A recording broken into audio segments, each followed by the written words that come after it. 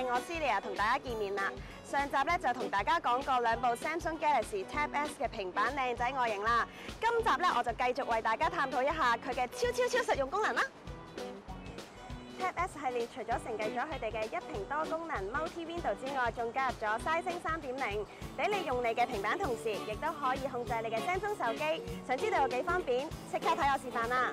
只要將 Galaxy Tab S 同埋手機透過 Sizing 3.0嘅專用 Apps 配對之後，手機嘅畫面就會成為 Tab S 上面一個嘅視窗。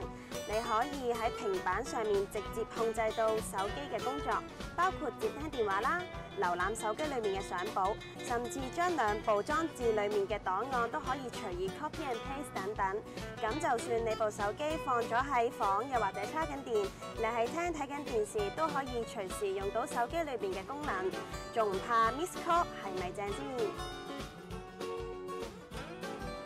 講到內涵，一部咁勁嘅平板，當然唔少得有翻咁上下嘅 Apps 同埋娛樂內容，否則咪嘥咗一部咁靚嘅 Super AMOLED 靚 mon 咯。好在 Samsung 方面已經準備好咗 Galaxy Gift 優惠陣容，當中包括大量雜誌同埋遊戲。我最開心嘅當然係可以喺 Galaxy Tab S 10.5上面用 Marvel Unlimited 睇到新期 hit 爆嘅 Marvel 漫畫啦。你睇？有咁靚嘅平板，又有咁好嘅內容，我當然要好好保護呢兩部 Galaxy Tab S 啦。話埋俾你知啊 ，Samsung 亦都推出咗兩款專為 Tab S 而設嘅 Book Cover。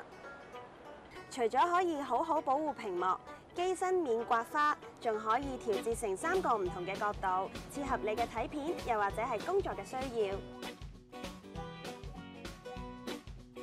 一連2集嘅 Ring HK 電視潮玩教室，我就同大家介紹過唔少 Galaxy Tab S 嘅功能同埋特點。你哋係咪都心喐喐想試下係有幾輕有幾薄呢？心動不如行動，快啲買翻部翻屋企試下啦！拜拜。